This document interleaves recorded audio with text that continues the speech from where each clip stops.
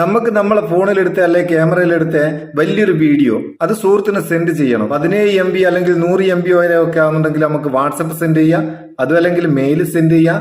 അതിലും കൂടുതലുണ്ടെങ്കിലോ 15 GB വരെയുള്ള video നമുക്ക് ഗൂഗിൾ ഡ്രൈവ് കൂടെ സെൻഡ് ചെയ്യാം. അതിന്റെ വീഡിയോ നമ്മൾ തൊട്ട് മുമ്പ് ചെയ്തേക്ക് നിങ്ങൾ കണ്ടിട്ടില്ലേ ഒന്ന് കണ്ടുവെക്കുക, അതിലുള്ള മിസ്റ്റേക്കൊക്കെ പരിഹരിക്കാം. എന്നാൽ അതിലും മേലുള്ള 250 GB വരെ ഫയൽ സൈസുള്ള വീഡിയോ, അതും ഒന്നല്ല 10 വീഡിയോ ഒരേ ടൈമിൽ നമുക്ക് വലിയ വീഡിയോ സെൻഡ് ചെയ്യണം. അതിനെന്ത് ചെയ്യും? അതിനുള്ള ഒരു ഐഡിയ ഈ വീഡിയോ തീർച്ചയായിട്ടും നിങ്ങൾക്ക് ഉപകാരപ്പെടും. അതുകൊണ്ട് വീഡിയോ മുഴുവനായിട്ട് കാണുക, കണ്ടിട്ട് അഭിപ്രായം അറിയിക്കുക. ഇതിന് നമുക്ക് ഫോണിൽ അതിനുള്ള ഓപ്ഷൻ ഇല്ല, ആപ്ലിക്കേഷനും നമ്മൾ ഉപയോഗിക്കുന്നില്ല. നമ്മൾ ഉപയോഗിക്കുന്ന ഒരു വെബ്സൈറ്റ് ആണ് ഈസി അപ്ലോഡ് എന്ന് പറയുന്ന ഒരു വെബ്സൈറ്റ്. അതിന്റെ ലിങ്ക് ഡിസ്ക്രിപ്ഷനിൽ കൊടുക്കുക, ഡയറക്റ്റ് അതിലേക്ക് പോകാം.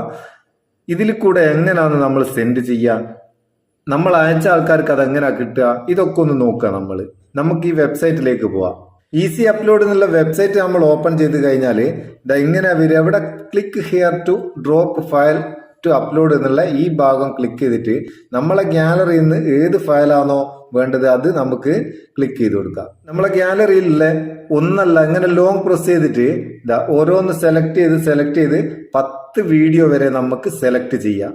അതും 250 GB വരെ. ഇങ്ങനെ നമുക്ക് ആവശ്യമുള്ള വീഡിയോ സെലക്ട് ചെയ്തതിന് ശേഷം ഞാനിപ്പോ ഒന്ന് മാത്രം ഒന്ന് കൊടുക്കാന്ന് കാണിച്ചു തരാൻ വേണ്ടിട്ട്. ഇതൊക്കെ അപ്ലോഡ് ആകുന്ന ടൈം നമുക്ക് എടുക്കാമല്ലോ. ഒരു വീഡിയോ സെലക്ട് ചെയ്തിട്ട് സെലക്ട് കൊടുക്കുക. കാണിച്ചു തരാൻ വേണ്ടിയിട്ട് ആയതുകൊണ്ടാണ് ഒന്ന് സെലക്ട് ചെയ്ത്. ആവശ്യമുണ്ടെങ്കിൽ നമുക്ക് 10 വീഡിയോ വരെ ഒരേ ടൈമിൽ സെൻഡ് ചെയ്യാം, അപ് ടു 250 GB വരെ. സെലക്ട് ചെയ്ത് കഴിഞ്ഞാൽ ഇവിടെയുള്ള ഓപ്ഷന് നമ്മൾ അയക്കുന്ന ഈ വീഡിയോ എത്ര ദിവസം കഴിഞ്ഞാൽ ഓട്ടോമാറ്റിക് ആയിട്ട് ഡിലേറ്റ് ആണെന്നുള്ളതാണ്. ഇവിടെ ഏരോ മാർക്ക് ക്ലിക്ക് ചെയ്താൽ ഡീഫാൾട്ടായിട്ട് 7 ദിവസം ഉണ്ടാവും. 1 ദിവസം, 7 ദിവസം, 15 ദിവസം, 30 ദിവസം, അങ്ങനെ കുറെ ഓപ്ഷൻ ഉണ്ട്.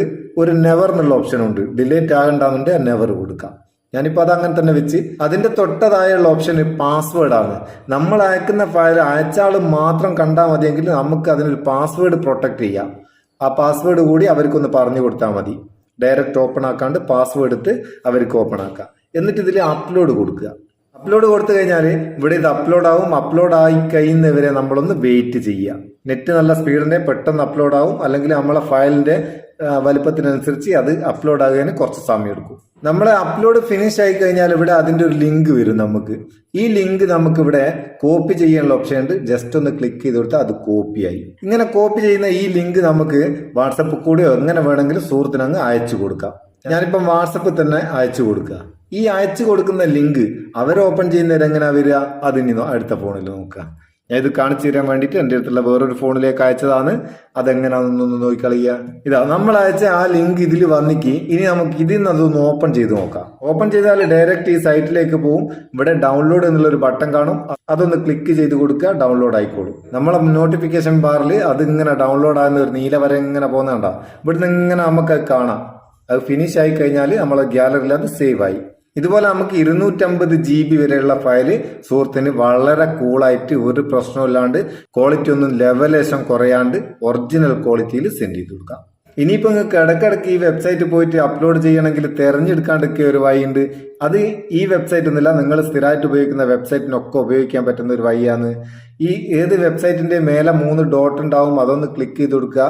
ക്ലിക്ക് ചെയ്താൽ ആഡ് ടു ഹോം സ്ക്രീൻ എന്നുള്ളൊരു ബട്ടൺ കാണാം. അതൊന്ന് ക്ലിക്ക് ചെയ്ത് കൊടുക്കുക. ഇവിടെ ആഡ് കൊടുക്കുക. നമ്മളെ ഹോം സ്ക്രീനിൽ ഇതിന്റെ ഒരു ഐക്കൺ ക്രിയേറ്റ് ആവും. നമുക്ക് നോക്കാം. കണ്ടോ, അതിന്റെ ഒരു ഐക്കൺ ക്രിയേറ്റ് ആയി. ഇതിൽ കൂടെ ഡയറക്റ്റ് നമുക്ക് അതിലേക്ക് പോവാം.